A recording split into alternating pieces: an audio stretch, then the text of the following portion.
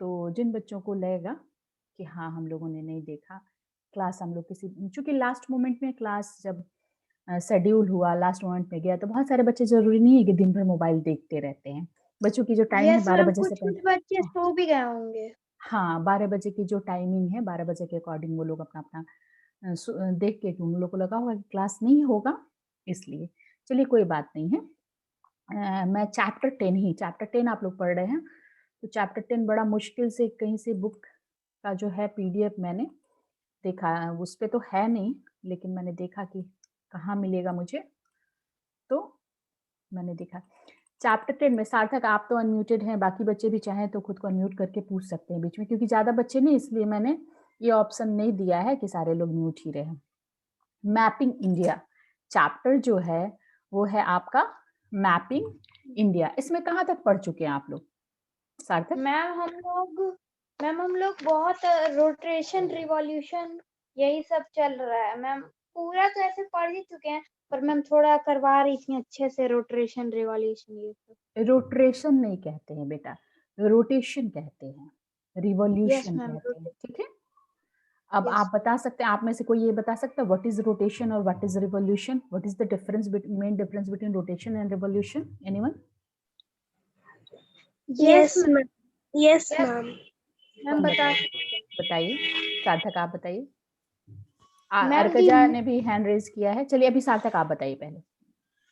Ma'am the rotation को ma'am the movement of the earth on it axis from west to east is called rotation. और revolution कहते हैं the earth also move around the sun on a fixed path called.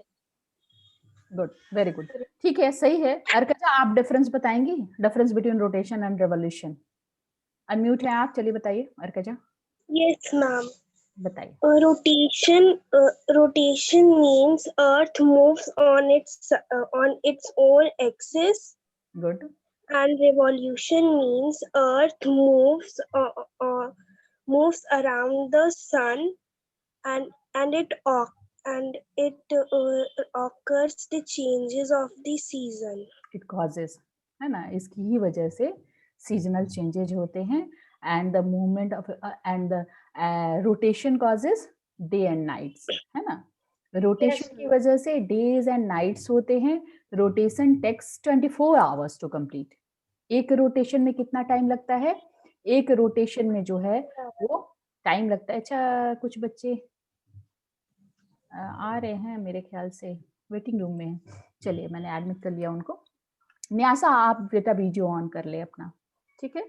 तो rotation और revolution, अच्छा एक बार मैं फिर से एक बार आप लोग को बताती हूँ, ठीक है? ये जो शुरुआत है इसमें तो किसी को कोई दिक्कत नहीं। In the earlier times people believe that the earth was flat. Obviously अगर हम ही लोग पढ़े लिखे नहीं होते, समझ नहीं होती, तो ऐसे अर्थ को देख के क्या अंदाजा लगाया जा सकता है? अर्थ को देख के तो हम यही समझते हैं कि अर्थ जो है फ्लैट है। अगर पढ़ाई लिखाई सारा कुछ भूल जाइए, तो जो चीज हमें दिखता है उसको देख के क्या इमेजिन होता है कि अर्थ इज राउंड? नहीं होता है ना। तो उसी तरह से जब पहले जमाने में इस ढंग की बातें नहीं थी, तो लोग यही समझा करते थे कि अर्थ जो है वो फ्लैट है, ठीक है? लेकिन धीरे धीरे जो है, जब हर फ्लैट चीज का कोई इंड होता है, जैसे ये बुक है, ये फ्लैट चीज है तो इसका इंड तो है। हर एक फ्लैट चीज का एक न एक इंड जरूर होता है। तो लोग यही सोचते थे, लोग ये ढूंढने नहीं गए थे कि अर्थ राउंड है। लोगों को लगता था कि आखिर अर्थ का इंड कहाँ है।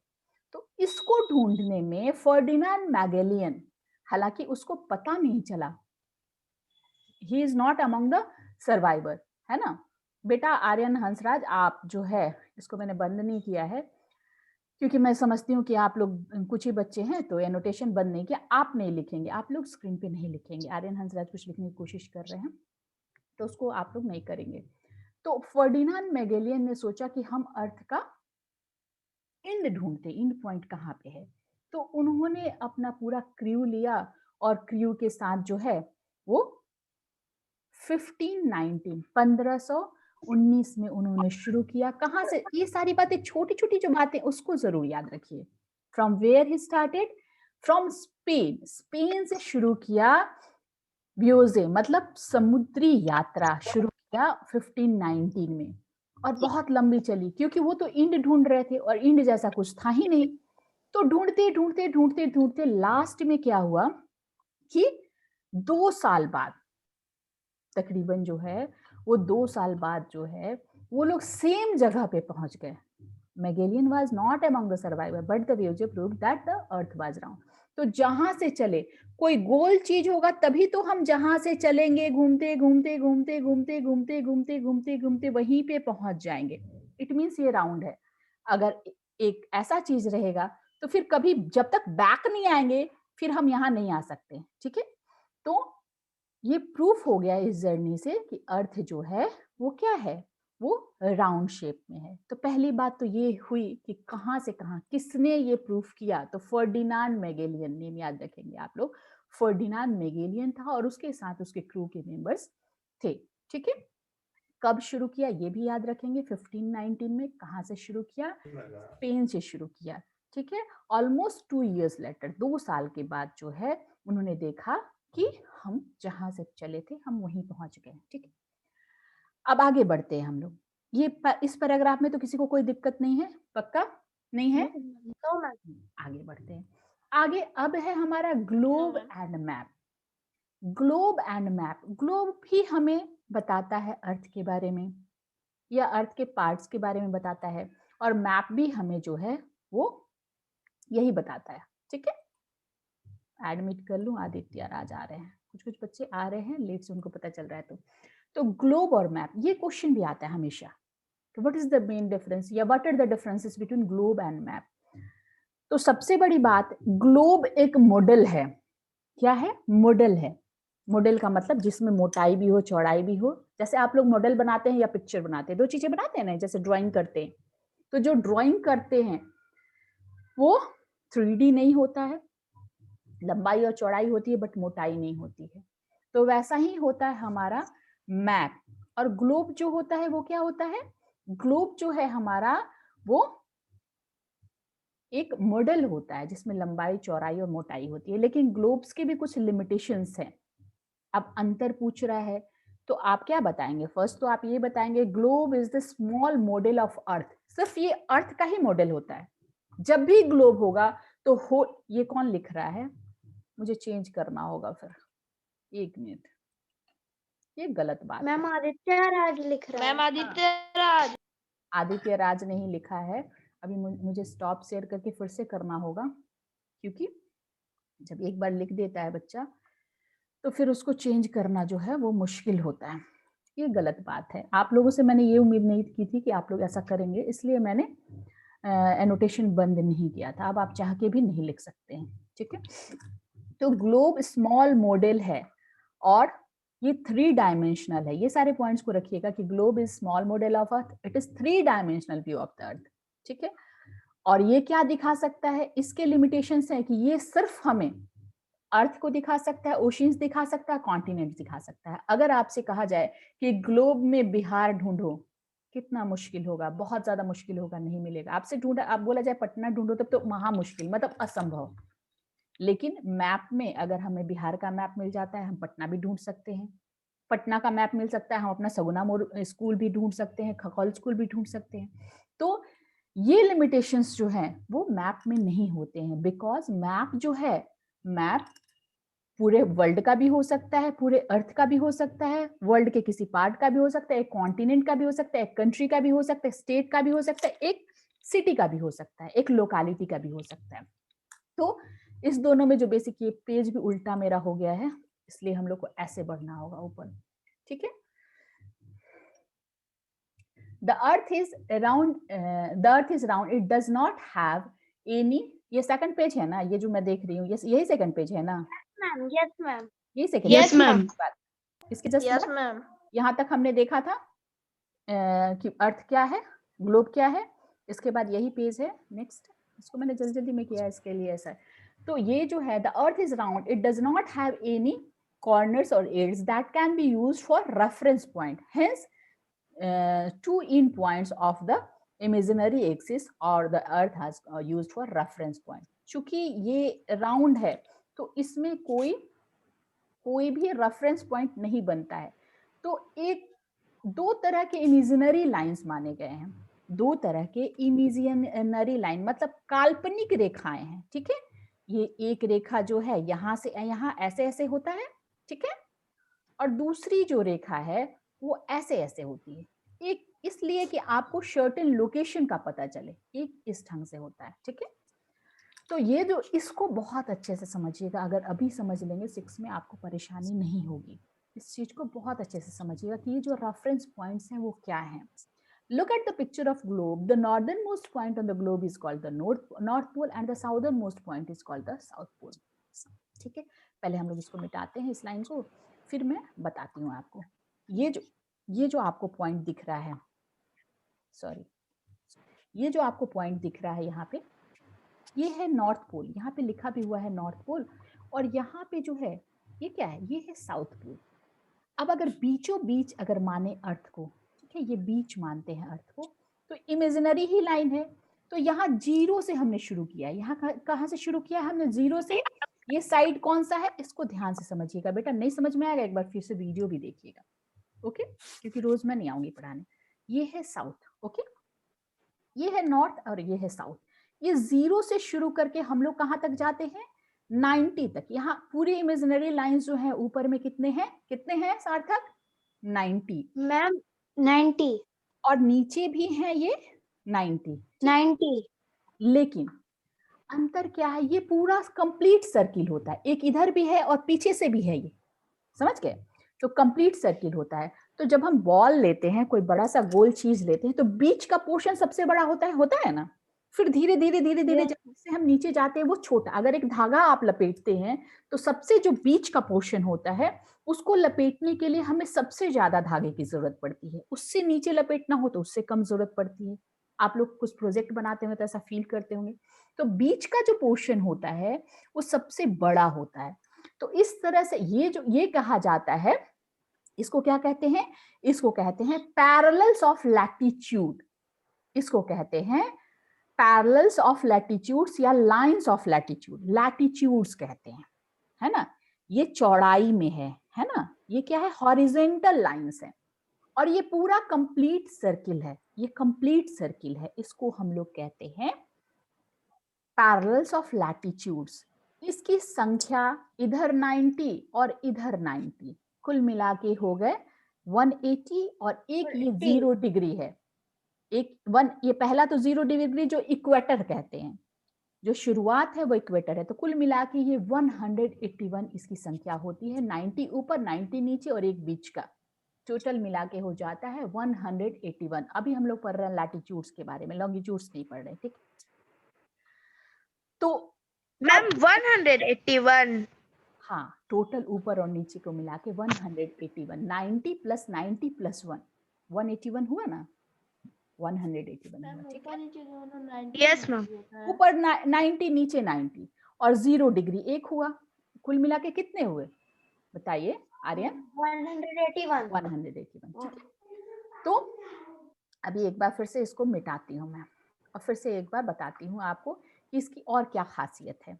इसकी दूसरी खासियत है, एक तो ये कंप्लीट सर्किल है, पीछे से लेके आगे तक होता है, और धीरे धीरे धीरे धीरे छोटा होता जाता है, धीरे धीरे इसके ऐसे ऐसे करके जब 90वें नंबर पे हम आते हैं तो इतना छोटा हो जाता है कि वो एक सिर्फ पॉइंट रह जाता है, वो पूरा गोल नहीं रह जाता, वो पॉइंट के जैसा ऊपर और नीचे का होता है।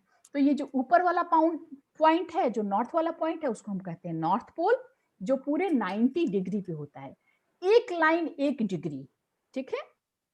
तो साउथ पोल में जो यहाँ पे 90 पे होता है उसको साउथ पोल कहते हैं, जो साउथ और नॉर्थ वाले को नॉर्थ पोल। तो इसकी ये जो लाइन है, आर्यन हंसराज कैमरा ऑन करिए, ये जो लाइन है ये धीरे धीरे जो है वो छोटा होता जाता है, छोटा होते होते होते होते लास्ट में एक पॉइंट बचता है। अर्थ तो है गोल, लेकिन अब दूसरी बात ये है कि ये जो लाइंस हैं ये कुल मिला के मैंने आपको बताया कि ये 181 होता है, लेकिन ये जो लाइंस होते हैं ये कितने होते हैं टोटल, कौन बताएगा।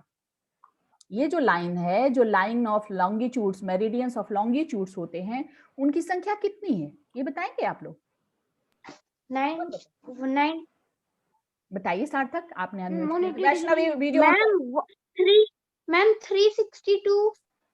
362 नहीं, 3 मैम 181 ही होता कौन बोला है? वैष्णवी वीडियो ऑन करो। इसमें भी देखो, इसमें भी जो ये होता है इसको कहते हैं प्राइम मेरिडियन।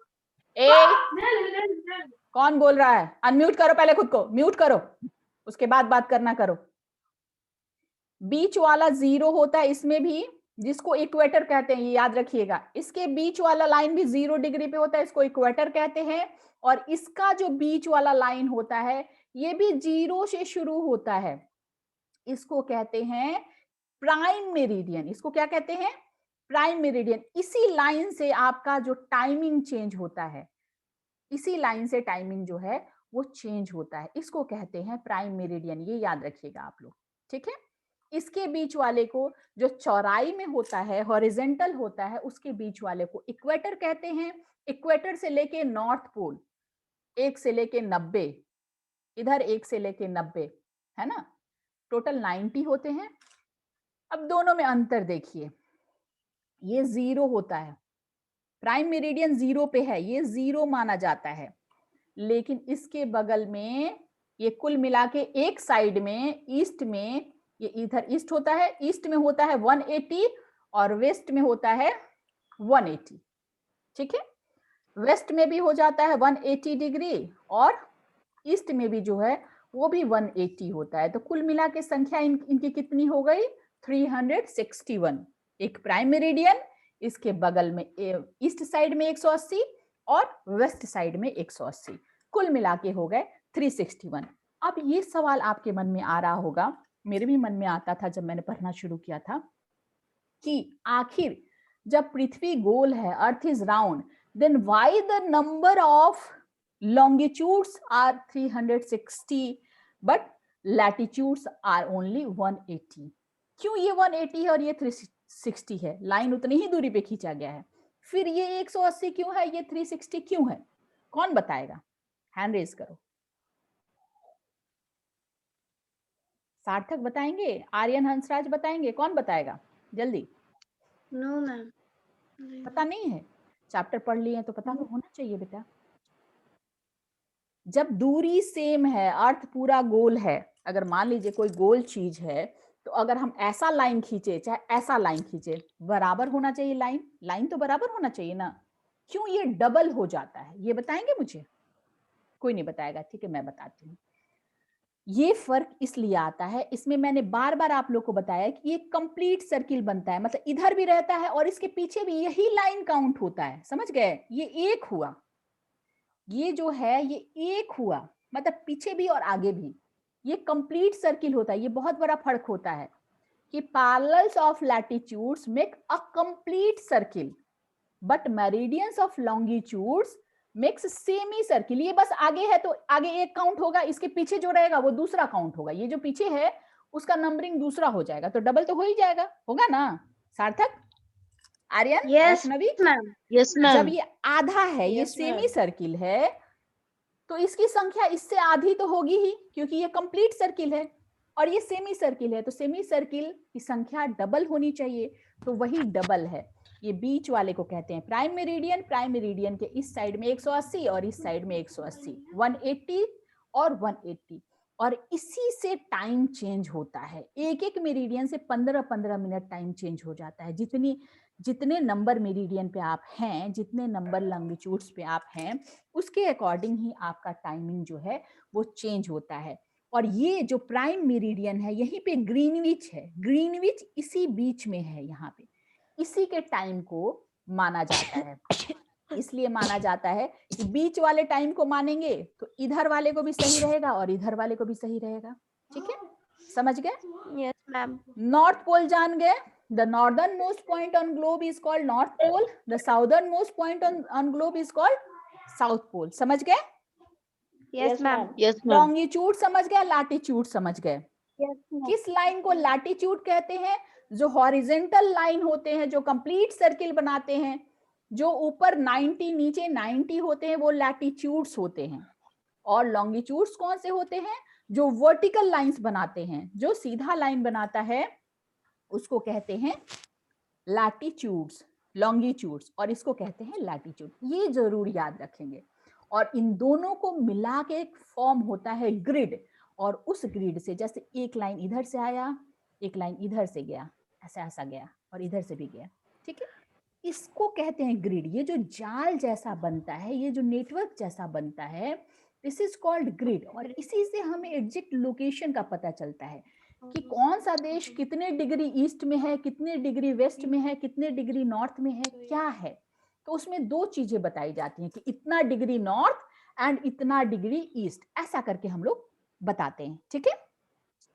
शशांक शेखर इतना लेट एडमिट हो रहे हैं, क्लास खत्म होने के टाइम में। चलिए आगे बढ़ते हैं।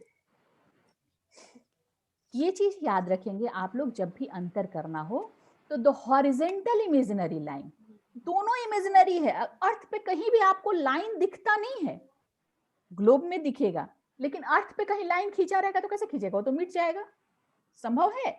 तो इमेजिन करते हैं हम कि ये लाइन यहां से गया हुआ, वो इसीलिए इसको इमेजिनरी लाइंस कहते हैं, काल्पनिक रेखाएं, ठीक है। ये globe has drawn around the globe exactly halfway between, ये मैंने पहले ही बता दिया आपको, exactly halfway between, बिल्कुल बीच का जो है, बिल्कुल बीच का जो है उसको क्या कहते हैं, नॉर्थ पोल और साउथ पोल के बीचों बीच जो, इसको क्या कहते हैं सार्थक, क्या कहते हैं इसको, इस लाइन को? Ma'am equator. Good, equator. चूंकि ये इक्वल भाग में बांटता है अर्थ को, that's why this is called equator.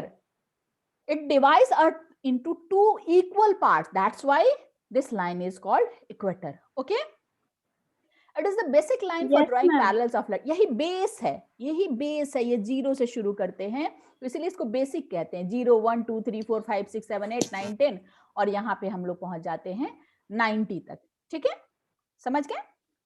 तो ये बेसिक लाइंस हैं, basic lines for drawing parallels of latitudes और lines of latitude. Okay, the vertical imaginary lines, ये तो था हॉरिजॉन्टल, हॉरिजॉन्टल और वर्टिकल, ये याद रखेंगे। तो पहला डिफरेंस तो यही हो जाएगा, आपसे पूछा जाएगा what are the differences between parallels of latitudes and meridians of longitude. तो पहला अंतर हॉरिजॉन्टल है वो, और ये क्या है, वर्टिकल है।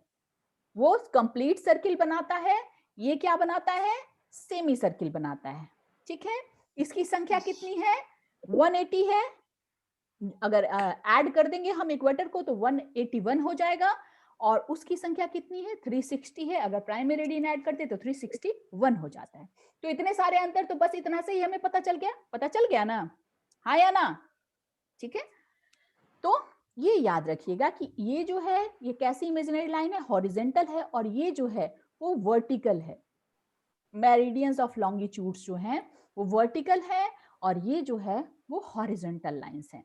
The meridians of longitudes and the parallels of latitudes form a grid. मैंने आपको बताया कि ऐसे ऐसे ऐसे ऐसे जो लाइन होता है, जब इधर से भी लाइन जाएगा और इधर से भी लाइन, मान लीजिए कि ऐसे बनाते हैं, अगर ऐसे ऐसे लाइन रहेगा तो क्या होगा, एक जाल सा बिछेगा ना, जाल सा बिछेगा और हर जगह एक पॉइंट जैसा बनेगा, यही कहलाता है ग्रिड। व्हाट इज ग्रिड, ये भी क्वेश्चन आता है। तपन तान्या वीडियो ऑन करो अपना, और नहीं तो क्लास से आउट हो जाओ, कोई जरूरत नहीं। तो इसको कहते हैं ग्रिड, ठीक है, इसको कहते हैं grid. Parallels of latitudes and meridians of longitude form a grid that help us to locate the exact location of a place and time of on the earth. इसी से हमें एग्जैक्ट लोकेशन पता चलता है। एग्जैक्ट लोकेशन हमें कैसे पता चलता है, मेरिडियंस ऑफ लॉन्गिट्यूड और पैरेलल्स ऑफ लैटिट्यूड जहाँ पे क्रॉस करते हैं। अगर आपसे किसी चीज का लोकेशन, जैसे इंडिया कहाँ है, अगर इंडिया में की बात करें तो इस ग्लोब में अगर हम इंडिया की बात करें तो इंडिया जो है वो कुछ यहाँ पे है, यहाँ पे इसका पोजीशन है। अगर इंडिया के बारे में बताया जाए तो इंडिया का पोजीशन कुछ यहाँ पे है। तो यहाँ पे हम देखेंगे कितने डिग्री पे है। तो पहले ये इधर ईस्ट होता है, आप लोग जानते हैं डायरेक्शन 3 से ही पढ़ रहे हैं। इधर ईस्ट होता है और इधर वेस्ट होता है, इधर नॉर्थ होता है और इधर साउथ होता है, ठीक है। तो जितना डिग्री ईस्ट है, ईस्ट के साथ साथ कितना डिग्री नॉर्थ है, ये आपको बताना होगा। तो आप बिल्कुल एग्जैक्ट लोकेशन पे पहुंचते हैं। तो जो हम लोग एग्जैक्ट बताते हैं कि इतना डिग्री ईस्ट और इतना डिग्री वेस्ट, या इतना डिग्री नॉर्थ या इतना डिग्री साउथ, दोनों को कंबाइंड रूप में बताते हैं। जैसे आप ये नहीं सिर्फ बताते हैं कि इतना डिग्री ईस्ट पे है, सिर्फ ईस्ट पे बताने पे मुश्किल होगा, क्योंकि उतना डिग्री ईस्ट पे तो बहुत सारा है, ऊपर से लेके नीचे तक। तो हमें ये बताना पड़ता है east plus north, north east, south east, south west, north west, इसको बताना पड़ता है। तो यही कहलाता है ग्रिड, और इससे हम लोग बिल्कुल एग्जैक्ट लोकेशन पे पहुंचते हैं।